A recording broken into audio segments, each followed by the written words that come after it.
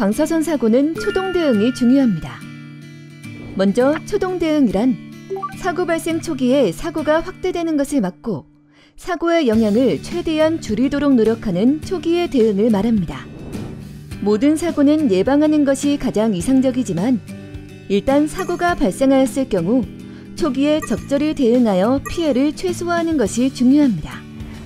방사선 사고는 일반인의 과피포, 방사성 물질의 도난이나 분실, 화재나 지진으로 인한 방사성 물질 누설, 운반중 사고 등이 있습니다. 방사선 사고가 발생한 경우 초동 대응 전문기관인 원자력 안전기술원, 원자력의학원 등에 연락하거나 119로 연락하면 됩니다. 방사선 과피폭자가 발생한 경우 신속한 의료처치와 지원이 필요합니다. 우리나라는 전국 방사선 비상진료기관이 지정되어 있습니다. 원자력 발전소의 사고로 인해 방사성 물질이 외부로 노출되면 어떻게 할까요? 방사성 물질은 전문가들만 허가받은 곳에서 취급하기 때문에 여러분에게 방사선이 피폭되는 사고가 노출되지는 않아요. 그런데 만약 사는 곳이 원자력 발전소 인근이라면 여러 대응이 준비되어 있어요.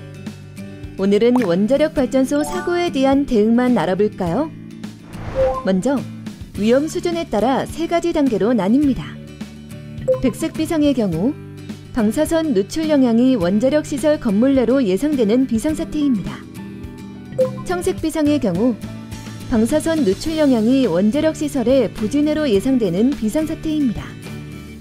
적색 비상의 경우 방사선 노출 영향이 원자력 시설의 부지 밖까지 미칠 것으로 예상되는 비상사태입니다.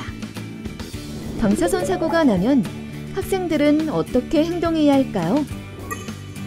백색 비상 단계인 경우 학교에서 정상 수업을 하면서 방송을 청취하며 안내에 따릅니다. 청색 비상 단계인 경우 신속히 실내로 입실한 뒤 창문을 닫고 에어컨 환풍기를 끄고 실내에서 대기합니다. 적색 비상 발령 시에 대피 계획 및 행동 요령을 숙지합니다. 하교 후 집으로 귀가하여 손, 발을 씻습니다. 적색 비상 단계인 경우 실내에서 창문을 닫고 대기하며 방송을 청취합니다. 노출된 음식물을 섭취하지 않고 지시가 있을 경우 갑상선 방호약품을 복용합니다. 안전하게 선생님의 지시를 따르며 대피합니다. 하교 후 지정된 집결지로 대피합니다.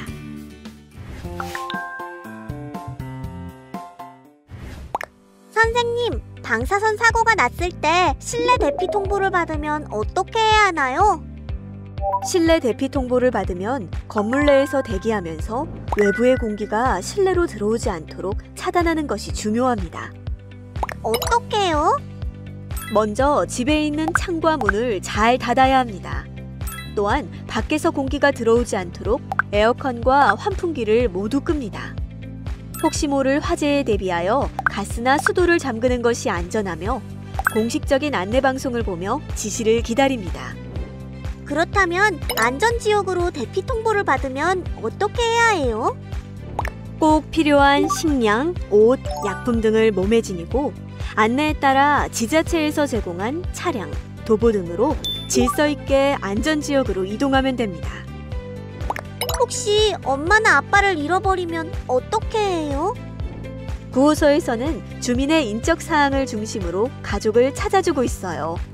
직접 찾아다니지 않아도 돼요. 방사선을 보호해주는 약이 있다는데 그건 많이 먹을수록 좋은 건가요? 아니요. 갑상선 방호약품은 인체에 미치는 방사선 영향을 감소시켜주지만 의사나 전문가의 처방 없이 마음대로 먹으면 오히려 위험할 수 있습니다. 알겠어요. 이제 잘 대처할 수 있을 것 같아요.